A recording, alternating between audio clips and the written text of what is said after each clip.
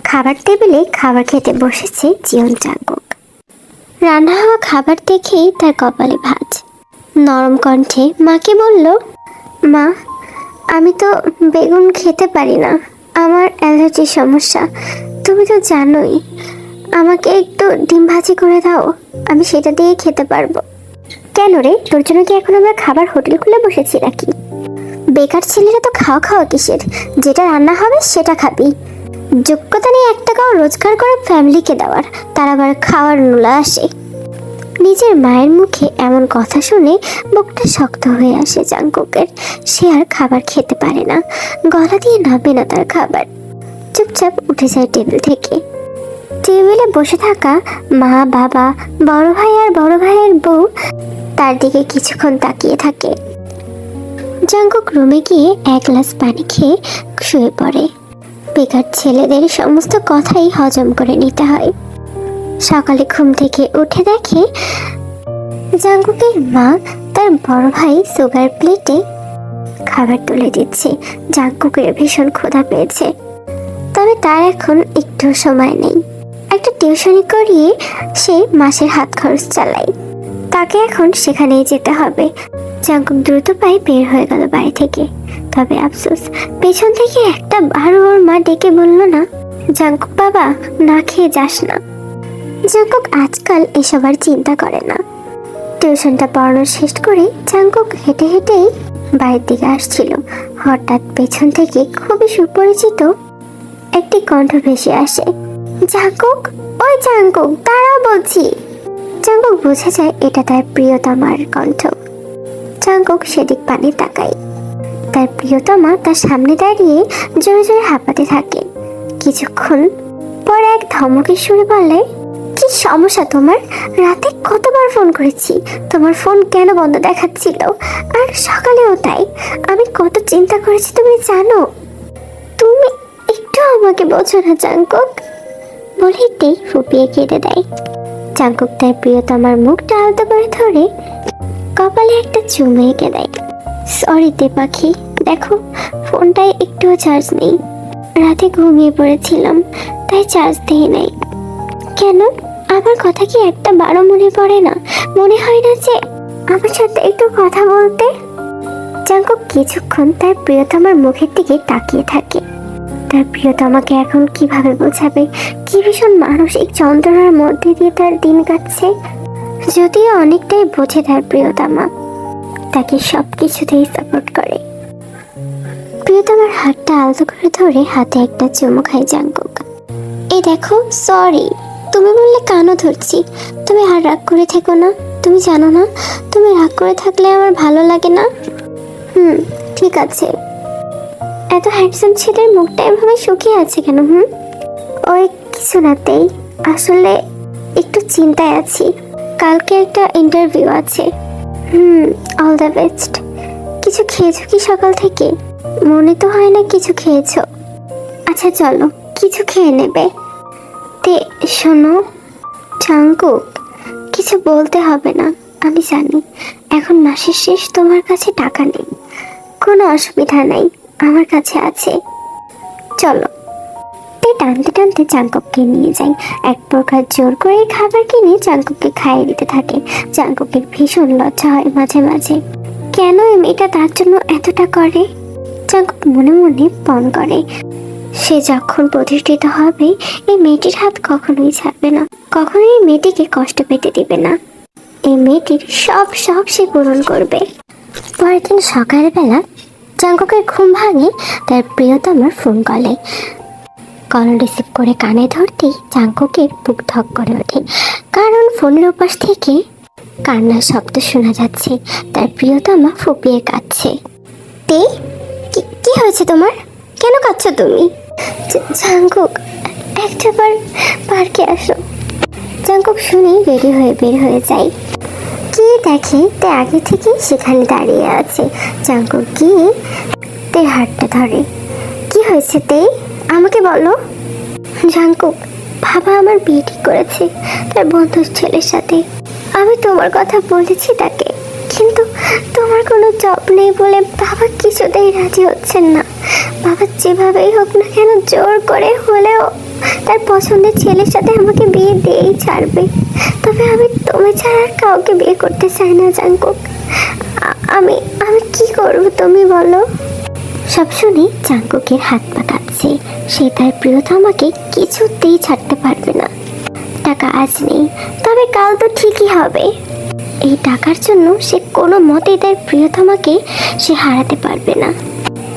Jungkook, চলো পালিয়ে বিয়ে করি। তে, আমি তোমায় প্রচণ্ড ভালোবাসি। তবে তুমি জানোই তো, আমি যে টাকা রোজগার করি সেটা দিয়ে আমারই মাস চলতে কষ্ট হয়ে যায়। তারপর আমি জবলেস, পরিবারের কাছে প্রতিনিয়ত ছোট হই। আমি যদি এখন তোমায় বিয়ে করি তোমায় আমি সুখী রাখতে পারবো না। তাই আমি আমি কি করব বলো? জাঙ্কুক, চাকরি আজ নয় কাল তবে পেয়েই যাবে। তবে এখন আমি কি করব বলো? আমি তো তোমায় হারাতে পারবো না। ঠিক আছে চলো, আমি সবটা ম্যানেজ করে নিব। দরকার হয় আমি আমার রক্ত বেঁচে হলেও তোমাকে হ্যাপি রাখবো। সেদিনই জাঙ্কুক তেকে নিয়ে বিয়ে করে নেয় আর সোজা জাঙ্কুকদের বাড়িতে চলে আসে। জাঙ্কুকের মা বাবা ভাবি দেখে তো অবাক হয়ে যায়। তাদের জাঙ্কুকের প্রতি প্রচণ্ড রাগ হয়। ছি ছি ছি ছি, তুই কি কাজ করলি জাঙ্কুক? এমন বেকার ছেলে হয়ে আবার বউকে নিয়ে এসেছিস। তোর বউকে কে খাওয়াবে বল? তোকে চালাই, এখন কি তোর বউকে চালাতে হবে? মা, আজ চাকরি করি না, কাল ঠিকই চাকরি করব। আর আমার বউকে আমিই চালাবো। আমাকে একটা মাস তোমরা সময় দাও। তোমরা তো জানোই আমি কতটা চেষ্টা করছি। চেষ্টা করছিস নাকি ছাই? এখন আমার বউ নিয়ে জুটেছিস। জিন, চুপ করো বলেই আরিম তের কাছ থেকে তের বাবার নাম্বার নেয়। তারপর তের বাবাকে কল করে। তের বাবা তো তের সাথে কোনো সম্পর্কই রাখতে চায় না, তাই সে আরিমের সাথে কথাও বলে না। শুধু জানিয়ে দেয় তে বলে তার কোনো মেয়ে নেই। সবটা শুনে তের যেন বুকটা ফেটে যাচ্ছে। জাঙ্কুক একবার শুধু তার প্রিয়তমার চোখের দিকে তাকায়। পরদিন থেকে শুরু হয় তের নতুন জীবন, তের নতুন সংসার। সকালে উঠতে বেশ লেট হয়ে যায় তের। চারপাশে তাকিয়ে দেখে জাঙ্কুক নেই। ফোনে টাইমটা দেখেই বুঝতে পারে জাঙ্কুক টিউশন পড়াতে গিয়েছে। ফাজিল ছেলে, আমাকে একটাবার ডাকলো না। তে নিচে যেতেই ওর শাশুড়ি বকবক শুরু করে দেয়। কোন জমিদারের মেয়ে তুমি, হ্যাঁ, যে এত বেলা করে ঘুম থেকে উঠেছো? লজ্জা শরম কি কিচ্ছু নেই? না মানে, এত কথা বলো না, চুপচাপ গিয়ে থালা বাসনগুলো মাজো। তে চুপচাপ তাই করে। জাঙ্কুক বাড়িতে ফিরে রাত্রেবেলা। জাঙ্কুক আসা মাত্রই তে দৌড়ে জাঙ্কুকের কাছে যাই। বললা যে আসতে লেট হবে, বাট কেন লেট হবে তা তো বললা না। তে, এক্সট্রা 2টা টিউশন পেয়েছি, সেখানে কথা বলতে গিয়েছিলাম। আরও কয়েক জায়গায় চাকরির খোঁজে গিয়েছিলাম। ভেবেছি আপাতত ছোটোখাটো কোনো চাকরি করব। বিয়ে করেছি, দায়িত্ব অনেক। হয়েছে, ফ্রেশ হয়ে আসা যাও। কথা বলেই তে সরে যেতে গেলেই জাঙ্কুক এক টান দিয়ে তার কাছে নিয়ে আসে থেকে। প্রিয়তমাকে একদম বউ বউ লাগছে। বউ বউ লাগছে মানে? আমি তো বউ। জাঙ্কুক এক হাসি দিয়ে পকেট থেকে বড় একটা চকলেট বের করে তের হাতে দেয়। এত দামি চকলেট তুমি টাকা কই পেলে? পেয়েছি আজকে বেতন। এখন টাকা খরচ করার কি দরকার ছিল? জাঙ্কুক তের কথায় কোনো উত্তর দেয় না। তে তো চকলেট পেয়ে বেশ খুশি, চকলেটের প্যাকেটগুলোই খেতে থাকে। জাঙ্কুক দেখে তের ঠোঁটে চকলেট লেগে গিয়েছে। সেটা দেখেই তো জাঙ্কুক টুক করে তের ঠোঁটে চুমু এঁকে দেয়। তারপর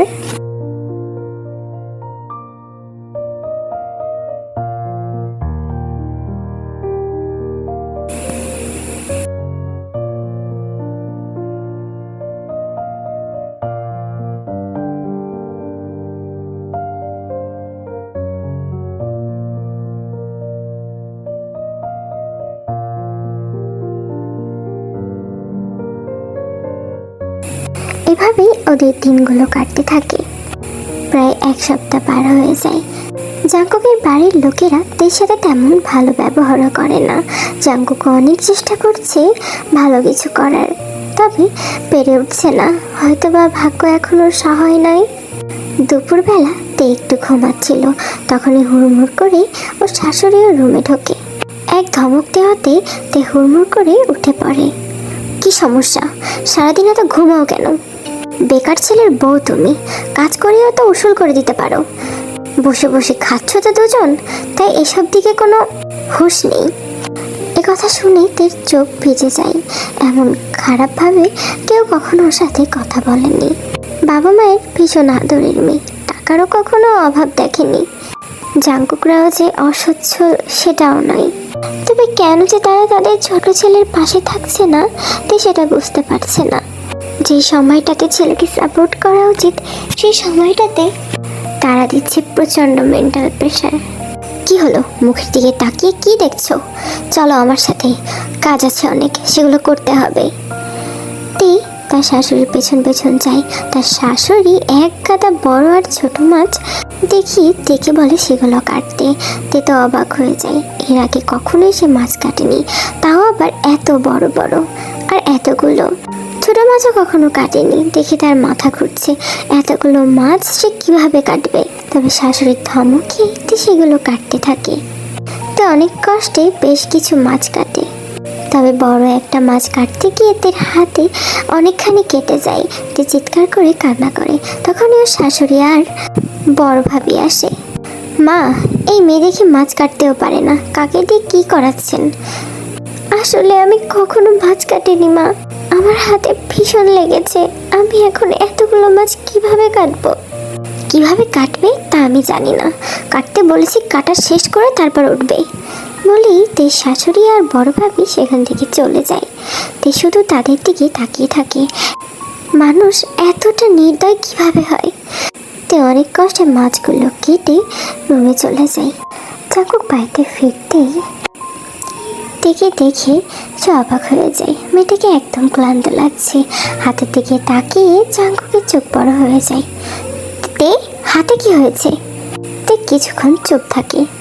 বলতে বলেছি কি হয়েছে, আমায় বলতেই। এরপর তেই সবটা কাঁদতে কাঁদতে জাঙ্কুককে বলে। সবটা শুনে জাঙ্কুকের প্রচণ্ড রাগ হচ্ছে, সাথে খারাপও লাগছে। আজকে তার জন্যই তার ওয়াইফকে এতটা কষ্ট সহ্য করতে হয়েছে। জাঙ্কুক চুপচাপ তের হাতে ব্যান্ডেজ করে দেয়। তার চোখে মুখে রক্তিম আভা দেখা যাচ্ছে। জাঙ্কুক, তুমি মাকে কিছু বলো না। আমি জানি তুমি এগুলো শোনার পর ঠিকই মাকে কিছু না কিছু বলবে। আমি চাই না এখন তুমি কিছু বলো। তে অনেক রিকোয়েস্ট করে জাঙ্কুককে কিছু না বলার জন্য রাজি করায়। জাঙ্কুক আলতো করে তের হাতটা ধরে বলে, তে, আমি জানি আমি বেকার বলে আমার মা তোমাকে অনেক কথা শোনায়। শুধু আমার মা না, আমার ভাবি, বাবা সবাই তোমাকে অনেক অত্যাচার করে। আমি সহ্য করতে পারি না। তেই, বিশ্বাস করো, আমার যদি সামর্থ্য থাকতো আমি তোমায় ওদের থেকে অনেক দূরে নিয়ে রাখতাম, কিন্তু আমি পারছি না। তেই, আমার জন্য তোমায় কষ্ট সহ্য করতে হচ্ছে। আমার বুকটা ফেটে যায়। তেই, আমায় তুমি মাফ করে দাও। যা ঘটেছে তার সব কিছুর জন্য তুমি আমায় মাফ করে দাও। তেই জাঙ্কুকের মাথায় হাত রাখে। জাঙ্কুকের কপালে একটা চুমু দিয়ে বলে, জাঙ্কুক, এভাবে বলো না। আমরা দেখো ঠিকই না ঠিক কিছু না কিছু করব। আমরা অনেক অনেক ভালো থাকবো। পরের দিন সকালবেলা তে 10টায় ঘুম ভাঙে। আসলে ওর মাথায় মাঝে মাঝে ব্যথা হওয়ার কারণে ওষুধ খায়, যেটার কারণে বেশ দেরি করেই ঘুম ভাঙে ওর।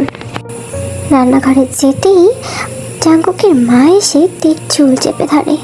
এক হাত দিয়ে চুল টেনে অন্য হাত নাচিয়ে নাচিয়ে থেকে বলতে থাকে, তোকে না বলেছি কাজগুলো ঠিকমতো করে তারপরে ঘুমাবি, খাবি, যা খুশি করবি। পায়ের ওপর পা তুলে খাওয়াবো নাকি তোদের? হ্যাঁ? তুই তো ব্যথায় কুকড়ে ওঠে।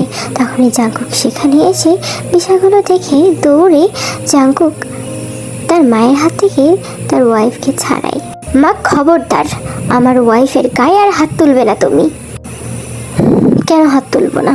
হাত তুলবো আমি। তোর কোনো কাজ নেই, সংসারে 1 টাকাও দিস না, তাই তোর বউ এই সংসারের সমস্ত কাজ করবে। আর সেটা যদি না করে তাহলে আমি এমন কাজই বারবার করব। মা, তুমি আসলে মা হওয়ার যোগ্যই না। তোমায় আমার মা বলতে ঘেন্না করে। ঠিক আছে, আমাদের নিয়ে তোমার এত সমস্যা তো এই বাড়িতে আমরা থাকবো না।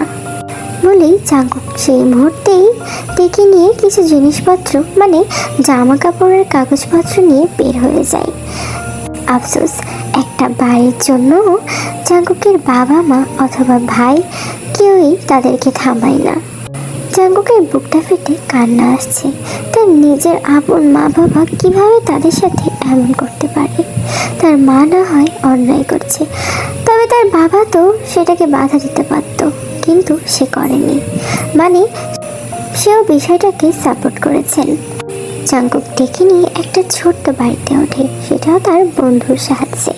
জাঙ্কুক 3টা টিউশন পড়ায়, সেখান থেকে মোটামুটি কিছুটা অঙ্কের টাকা আসে, তবে তা দিয়ে সংসার চালাতে খুব কষ্ট হয়। এভাবেই কয়েক সপ্তাহ কেটে যায়। জাঙ্কুক আজ বাড়িতে আসতেই তে দৌড়ে দরজা খুলে জাঙ্কুককে জড়িয়ে ধরে। কি হচ্ছে আমার বউয়ের আজ এতটা খুশি যে? তে জাঙ্কুককে রুমে নিয়ে আসে, তারপর একটা বড় ব্যাগ জাঙ্কুকের হাতে দেয়। সেগুলো খুলতেই জাঙ্কুক দেখে অনেকগুলো গহনা, তাও আবার সোনার। জাঙ্কুক তো দেখে অবাক হয়ে যায়। তে এগুলো তুমি কোথায় পেলে? জাঙ্কুক, এগুলো আমায় আমার মা দিয়েছেন। এগুলো সব আমার গহনা। আমি চাই এগুলো বিক্রি করে যে টাকা হবে সেটাতে তুমি একটা ব্যবসা করো, আর এটা থেকে যে টাকা আসবে তাতে খুব ভালো একটা ব্যবসা করতে পারবে তুমি। তুমি কি পাগল হয়ে গিয়েছো? আমি আমার বউয়ের গহনা বিক্রি করে ব্যবসা করবো? সে আমি পারবো না। জাঙ্কুক, এমন করো না, আমাদের ঘুরে দাঁড়ানোর একটা সুযোগ এসেছে, এটাকে তুমি কিভাবে হাতছাড়া করছো? কিন্তু তুমি বুঝতে পারছো না, আমি পড়াশোনা জানি, আমি কোনো না কোনো জব ঠিকই করতে পারবো। আমি আমার বউয়ের গহনা কিছুতেই বিক্রি করবো না। জাঙ্কুক, তুমি এমন কেন বলো তো? দেখো, এটা থেকে যদি তুমি ব্যবসা করে অনেক বড় কিছু করতে পারো, তখন তুমি আমাকে এরকম অনেক গহনা বানিয়ে দিতে পারবে। জাঙ্কুক, প্লিজ তুমি আমার জন্য হলেও এটা করো। এরপর জাঙ্কুককে অনেক বোঝানোর পর জাঙ্কুক রাজি হয়। শুরু হয় ওদের জীবনের নতুন অধ্যায়। জাঙ্কুক গহনাগুলো বিক্রি করে বেশ বড় অঙ্কের টাকা পায়, সেটা দিয়েই ব্যবসা শুরু করে। 1 মাস, 2 মাস, 3 মাস, 1 বছর করতে করতে ওদের ব্যবসাটা নতুন মোড় নেয়। জাঙ্কুক ভীষণ জনপ্রিয় হয়ে যায় ওর ব্যবসায়। ব্যবসাটা আস্তে আস্তেই বড় হতে থাকে। জাঙ্কুক আর তের জীবন যেন গড়ে গিয়েছে। প্রায় 3 বছর পার হয়ে যায়। ওদের এখন শহরের ওপর 5 তলা বাড়ি, 2টো গাড়িও আছে। জাঙ্কুক থেকে রাজরানী করে রেখেছে। তে আর জাঙ্কুক এখন তাদের লাইফে প্রচণ্ড খুশি। জাঙ্কুকের মা বাবাও জাঙ্কুকের কাছে মাফ চেয়েছে। তারা সবাই মিলেমিশে থাকতে চেয়েছে, তবে জাঙ্কুক তাদের রাজি হয়নি, তবে তাদের মাফ করে দিয়েছে। তের বাবাও জাঙ্কুককে মেনে নিয়েছে। তে এখন 7 মাসের প্রেগনেন্ট। জাঙ্কুক প্রতিটি মুহূর্তে তের ভীষণ খেয়াল করে। তে জাঙ্কুকের মতো হাজব্যান্ড পেয়ে প্রচণ্ড লাকি ফিল করে নিজেকে। এই সময়টাতে জাঙ্কুক থেকে এতটাই যত্ন করছে যে জাঙ্কুক নিজের যত্ন করতেও ভুলে যাচ্ছে। আচ্ছা জাঙ্কুক, তুমি আমার জন্য এতটা কেন করছো বলো তো? কারণ তুমি আমার জান, তাই। তুমি ঠিক থাকলে আমিও ঠিক থাকবো। তে শুধু জাঙ্কুকের দিকে তাকিয়ে মুচকি হাসি দেয়। জাঙ্কুকও থেকে তার বুকের মাঝে নিয়ে নেয়। মনে মনে ভাবতে থাকে, প্রত্যেকটি সফল পুরুষের পেছনে কোনো না কোনো নারী থাকেই, আর তার সফলতার পেছনেও তার প্রিয়তমা। আজ যদি তার প্রিয়তমা তাকে সাপোর্ট না করত, তাকে সাহস না জাগাতো, তাহলে জাঙ্কুক এতটা সফলতা পেত না।